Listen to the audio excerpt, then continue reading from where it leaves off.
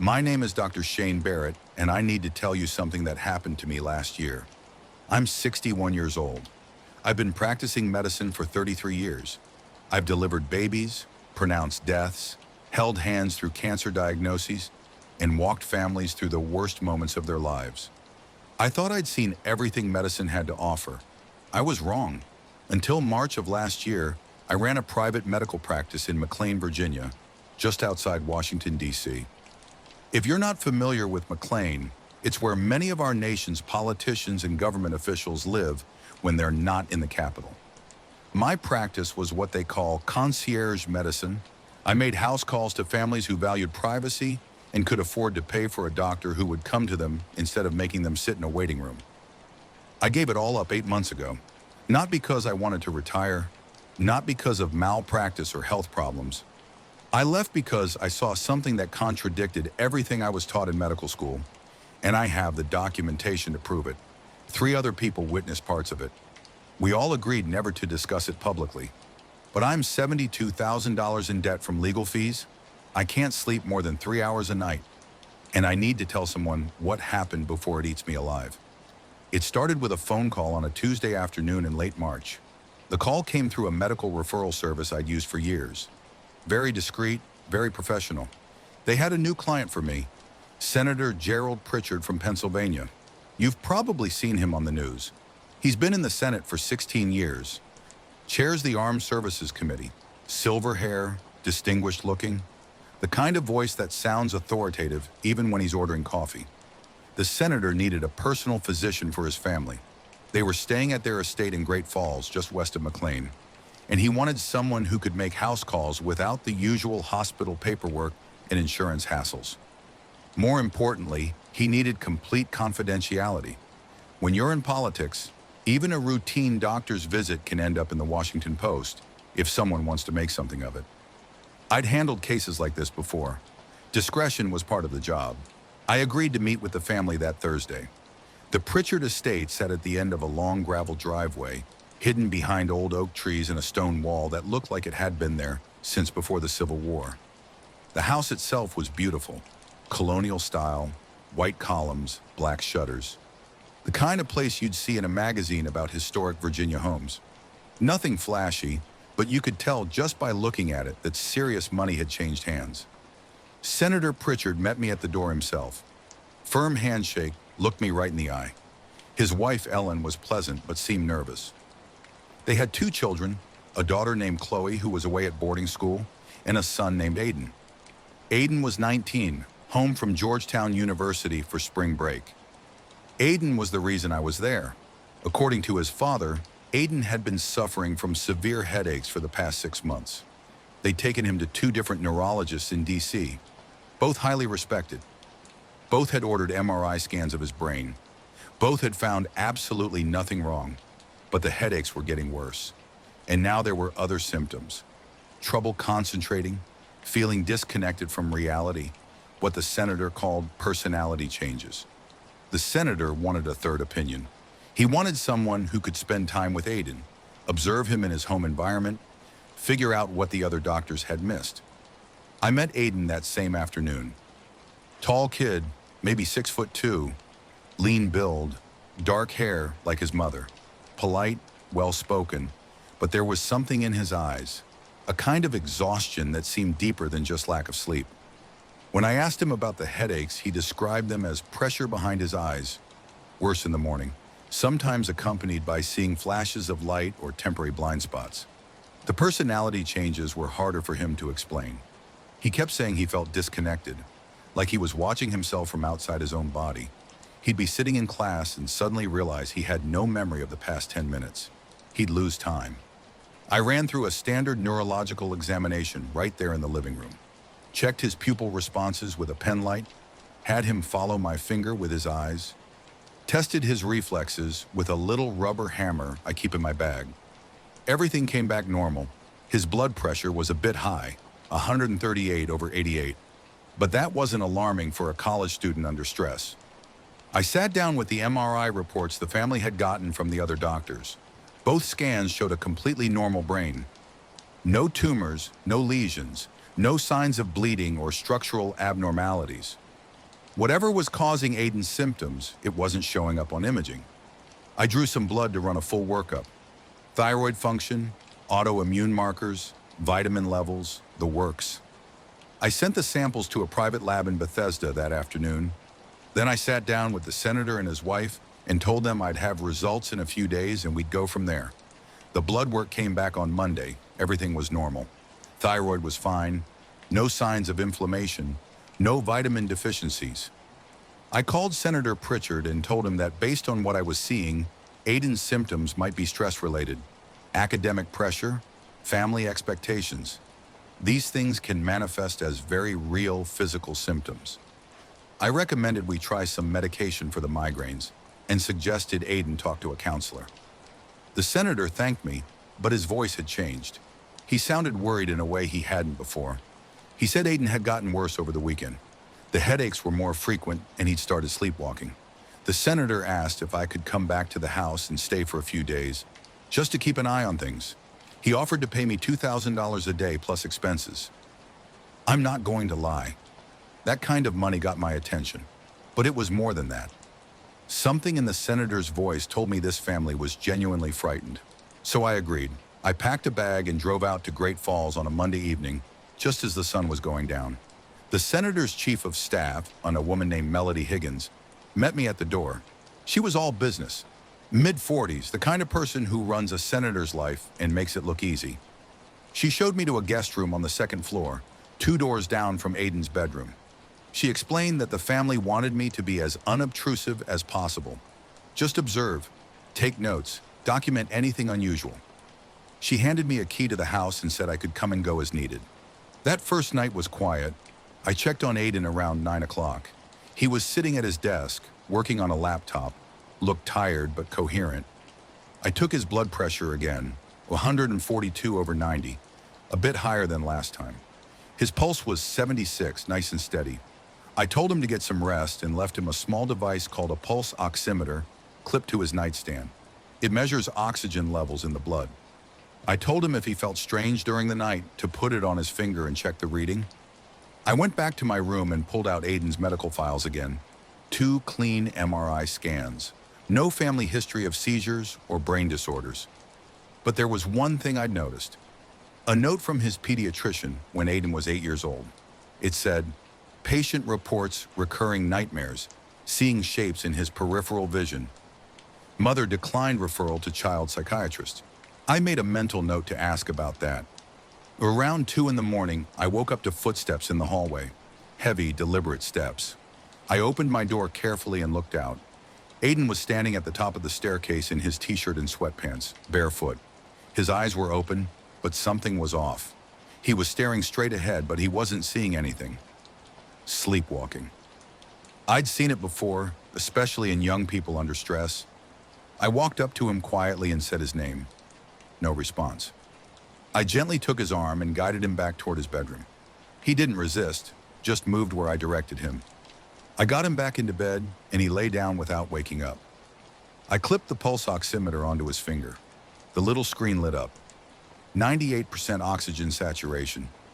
Heart rate 68 beats per minute, both normal. I sat in the chair by his desk and watched him for about 20 minutes. His breathing was even and steady. He seemed fine. The next morning, I asked Aiden if he remembered getting up during the night. He looked at me with genuine confusion and said no. I explained that he'd been sleepwalking. He seemed embarrassed and said it had never happened before, at least not that he knew of. I asked if he'd ever had problems with nightmares as a kid. His face changed. He said yes, bad ones, until he was about 10 years old. He said he used to see things in his room at night, shapes, shadows in the corners. His mother had taken him to a doctor, but eventually the nightmares just stopped. That afternoon, I found Ellen Pritchard in the sunroom, reading. I asked if I could talk to her about Aiden's childhood. She put down her book, and I could see she didn't want to have this conversation. But I pressed gently, and she confirmed what Aiden had told me. Severe nightmares between ages 6 and 10. He would wake up screaming, talking about someone in the room.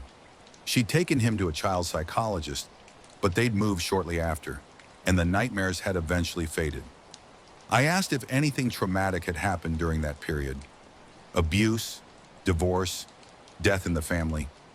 She said no, but when she answered, she looked away. I've been a doctor long enough to know when someone isn't telling me the whole truth. That night, I decided to monitor Aiden's sleep more carefully. I had a portable EEG device in my car. It's a machine that measures brainwave activity through small electrodes attached to the scalp.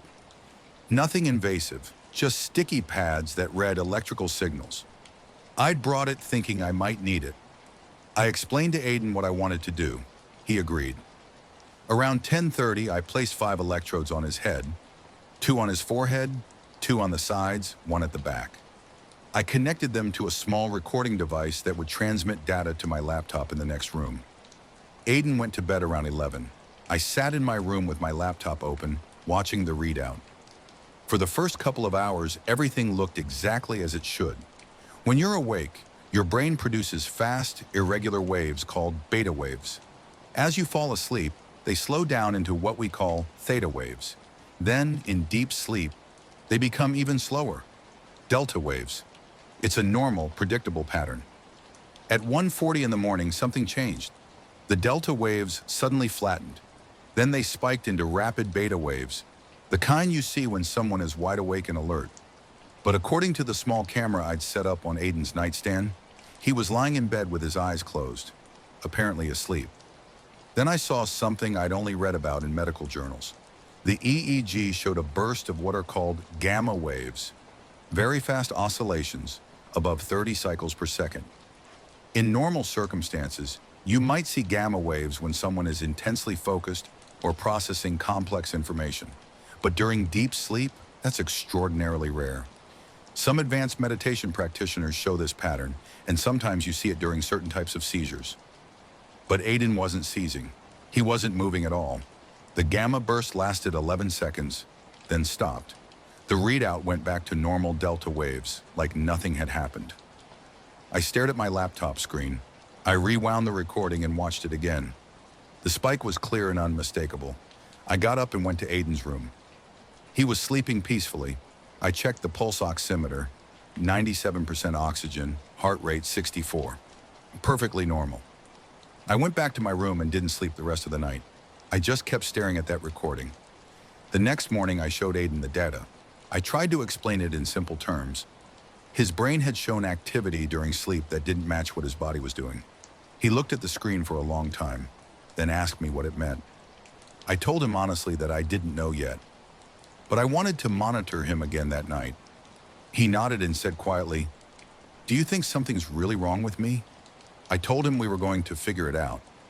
That night, I set up the EEG again, this time with more electrodes to get a fuller picture. I also brought in a motion sensor, a small device that detects movement using infrared technology. I placed it in the corner of his room just to see if there was any activity I might miss on the video camera. Aiden went to bed at 10:30. I watched the monitor from my room, laptop open, video feed running on my phone. At 1:43 in the morning, almost the exact same time as the night before, the delta waves flattened. Beta waves surge. Then the gamma spike, even stronger this time. It lasted 14 seconds, but this time Aiden sat up in bed. On the video feed, I watched him sit straight up, eyes open but unfocused. He was staring at the wall across from his bed, head tilted slightly to the left. Then he said something. I couldn't hear it clearly through my laptop speakers, so I got up and walked quickly to his room. I opened the door. Aiden was sitting up in bed staring at the wall. I said his name. Nothing. I stepped closer and waved my hand in front of his face. His eyes didn't track my movement at all. "Aiden, can you hear me?" He blinked once, very slowly, and turned his head toward me. His pupils were dilated, almost completely black, just a thin ring of color around the edges. Then he spoke, and his voice was flat, emotionless. "She's here again." My heart started pounding. I kept my voice steady and asked him who he was talking about. "I don't know her name. She's been coming since I was little." I asked him to describe what he was seeing. "She doesn't have a face, just a shape. She stands in the corner and watches me sleep." I looked at the corner where I'd placed the motion sensor. The little LED light on the device was blinking red, which meant it had detected movement. But there was nothing there. just an empty corner. I looked back at Aiden. His pupils were still fully dilated. I reached for his wrist to check his pulse manually. The moment my fingers touched his skin, he jerked backward and gasped. His eyes suddenly focused. What? Where am I? He looked around the room, clearly disoriented and frightened. I told him he'd been sleepwalking again, talking in his sleep. He rubbed his face with both hands and asked what he'd said. I told him not to worry about it, to just lie back down and rest. After he fell asleep, I went back to my room and checked the motion sensor log on my laptop. It had triggered at 1:43 a.m., the exact moment the gamma spike occurred. According to the sensor's data, something in the corner of the room had moved, but there had been nothing there. I sat in that chair until sunrise, staring at the data. I'm a medical doctor. I believe in science, in evidence, in rational explanations, but I was looking at evidence that made no sense. The next morning, I asked to speak with Senator Pritchard privately. We met in his study, and I closed the door. I explained the EEG findings, the abnormal brain activity during sleep, the sleepwalking episodes. I told him Aiden needed a full sleep study at a hospital with more advanced equipment than I had. The senator listened carefully, his hands folded on his desk. Then he asked me directly, "Do you think my son is in danger?" I paused. I didn't know how to answer that. Finally, I said, "I think he needs specialized care that I can't provide in a home setting." Pritchard nodded slowly. He said he'd discuss it with his wife and make arrangements. Then he asked if I could stay one more night just to keep monitoring Aiden's condition before they moved him to a hospital. Every instinct I had told me to pack my bags and leave, but I agreed. That night, I set up everything again. EEG, 2 video cameras at different angles, motion sensor. I also did something I probably shouldn't have done. I brought my personal phone and set it to record the video feeds independently as a backup. I had a feeling that if something happened, the footage might disappear. Aiden went to bed at 11. I sat in my room, watching 3 different screens simultaneously. At 1:41 a.m., the delta waves flattened. Beta waves surged. Then the gamma spike, this time lasting 22 seconds, the longest yet. On the video feed, Aiden sat up in bed, eyes open, staring at the corner. I stood up and moved toward the door, but before I could reach it, I looked down at my phone. I'd switched one of the cameras to infrared mode. It shows heat signatures instead of visible light. It's useful for seeing in complete darkness. On the infrared display, in the corner of Aiden's room, there was a heat signature. Not a full human form. More like a vertical column of warmer air, about 5.5 feet tall. It wasn't moving, just standing there. The temperature differential was about 3 degrees warmer than the surrounding air. I grabbed my phone and ran to Aiden's room, pushing the door open. Aiden turned his head toward me, eyes still unfocused. "She's angry," he said. I looked at the corner with my own eyes. Nothing. Empty space. But on my phone screen, the infrared camera still showed the heat signature, clear as day. I held up the phone and started recording. The signature remained stable, not moving. I asked Aiden who he was talking to. My voice was shaking. "She says you need to stop asking questions." I asked what would happen if I didn't stop.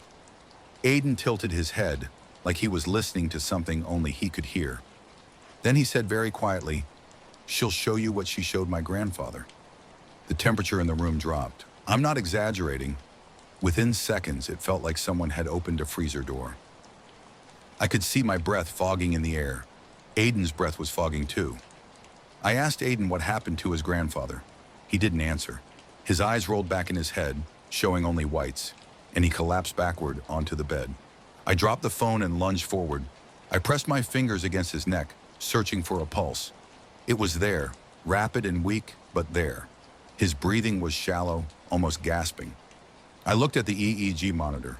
The display was going haywire, showing a chaotic storm of electrical activity with no pattern at all. I shouted for help at the top of my lungs. Within seconds, Ellen Pritchard burst through the door, followed by Melody Higgins. I told them to call 911 immediately. Ellen was screaming Aiden's name, shaking him. Melody already had her phone out, dialing. Then as suddenly as it had started, Aiden gasped. His eyes opened. The EEG readout stabilized. His breathing returned to normal. He looked at his mother, terrified and confused. "Mom, what's happening?" The ambulance arrived 16 minutes later. Aiden was awake and stable, but I insisted he be transported to Innova Fairfax Hospital immediately. Senator Pritchard agreed without argument. I rode in the ambulance with Aiden, monitoring his vital signs the entire way. At the hospital, they ran another CT scan, another EEG, blood work, toxicology screening. Every test came back normal. The ER doctor asked me what had happened. I explained the sleep disturbances and the abnormal brain activity. I didn't mention the heat signature or what Aiden had said about his grandfather.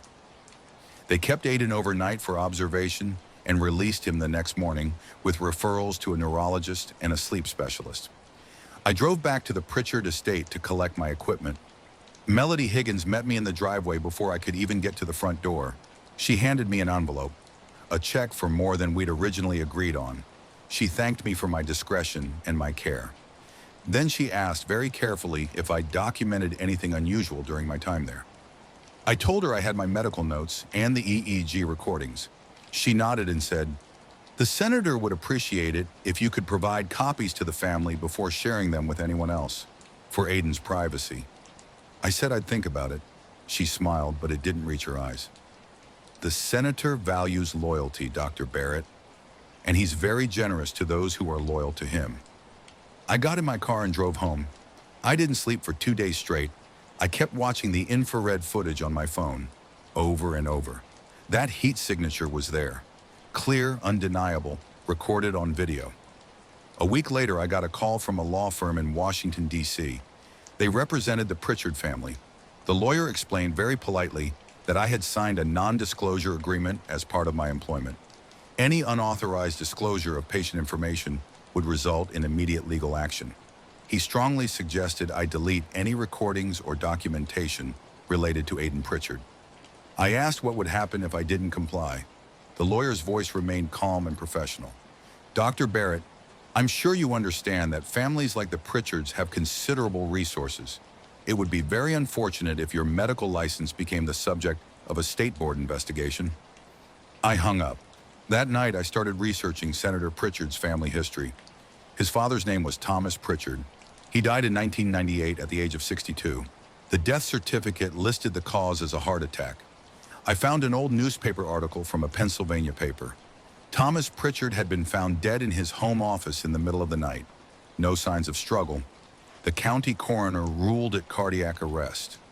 But the article mentioned that family members said Thomas had been deeply troubled in the weeks before his death, claiming he wasn't sleeping well and seemed afraid of something he wouldn't discuss. I kept digging. I found the actual death certificate on a genealogy website. Cause of death, sudden cardiac arrest. But in the notes section, there was a single typed line: petechial hemorrhaging observed in conjunctiva of both eyes, inconsistent with standard cardiac presentation. No autopsy requested by family. Petechial hemorrhaging means tiny broken blood vessels. You see it when someone has been strangled or asphyxiated, or when there's been extreme pressure or straining. It's not a typical finding in a heart attack. I printed everything. I made copies of the EEG data, the video footage, the infrared recording showing the heat signature. I locked it all in a file cabinet in my home office. 2 weeks later, Ellen Pritchard called me. Her voice was shaking badly. She said Aiden had been readmitted to the hospital after another episode at home. She asked if I could come and consult with the doctors treating him. I told her I couldn't do that. She started crying. She said Aiden had asked for me specifically. She said he'd told her everything, about the woman in the corner, about what I'd seen and recorded. I asked her if she knew who the woman was. There was a long silence on the phone. Then Ellen said, very quietly, "My husband's grandmother. She died in that house in 1987. The room Aiden sleeps in now, that used to be her bedroom." I felt my chest tighten. I asked how she died. She hung herself in the closet. Gerald was 12 years old. He was the one who found her body. I closed my eyes. I asked if Thomas Pritchard, the senator's father, had lived in that house. Yes, he inherited it when his mother died. He lived there until she trailed off. He died in that same room, the one that's Aiden's now. I asked why they hadn't told me any of this before I started treating Aiden. Because Gerald refuses to believe it. He thinks it's all psychological, genetic predisposition to mental illness, family trauma. He won't acknowledge what's really happening. But I know, Dr. Barrett. I've felt her presence in that house for 20 years. I've heard things, seen things, and now she's focused on Aiden. I told Ellen I couldn't help her. I said Aiden needed help beyond what medicine could provide. She didn't argue. She just thanked me quietly and hung up. That was the last time I spoke to anyone in the Pritchard family. 3 months later, I closed my practice. I told my colleagues and remaining patients I was burned out, needed a change. I moved to Richmond, about 2 hours south, and took a job as a regular staff physician at a regional hospital. Salary position, standard shifts, no private clients. I don't know what happened to Aiden. I've searched for news about him online a few times. Nothing. No obituaries, no mentions, no updates. Maybe he's fine. Maybe they moved him out of that house. Maybe the episode stopped, but I still have the footage. I still have the EEG data showing those impossible gamma wave bursts during deep sleep. I have motion sensor logs showing movement where nothing was visible, and I have infrared video showing a heat signature that has no medical or scientific explanation. I've shown the footage to 2 colleagues I trust completely. One said the equipment must have malfunctioned. All of it, simultaneously. The other told me to destroy everything and never speak about it again, for my own protection. I think about Thomas Pritchard sometimes, found dead in that room with burst blood vessels in his eyes. I think about a 19-year-old kid who's been seeing something in the corner of his room since he was 6 years old. I think about Ellen Pritchard crying on the phone, asking me for help I couldn't give. And I think about what Aiden said to me that last night, in that voice that wasn't quite his own. She'll show you what she showed my grandfather. I still practice medicine. I still trust lab results and CT scans. I still believe in science and evidence-based treatment. But I also know that I documented something that contradicts everything I was taught. Something that was witnessed by multiple people and recorded by multiple devices. I kept copies of everything, despite the legal threats. I paid a lawyer $72,000 to fight the Pritchard family's attempts to force me to destroy the recordings. I won technically, but the legal fees nearly bankrupted me. The recordings are mine, and they're locked away. If something happens to Aiden, if his name shows up in an obituary with the same suspicious details as his grandfather's death, then maybe someone will finally listen. Until then, I go to work, I treat my patients, and I come home to an apartment where I keep every light on until I fall asleep. And I never use an infrared camera anymore, because once you see something that shouldn't exist, you can't unsee it. And sometimes the most terrifying diagnosis is the one that doesn't appear in any medical textbook. The one that suggests maybe, just maybe, death isn't the only thing that can linger in a house where someone died violently. I'm 61 years old. I've been a doctor for 33 years, and I can't explain what I saw in that house. If you're reading this and you're part of a family with unexplained deaths across generations, especially deaths in the same location, please, for the love of God, get out of that house. Don't wait. Don't try to rationalize it. Some places remember things. Some places hold on to suffering, and some things that die don't leave when they're supposed to. I learned that the hard way, and I'll never practice private medicine again.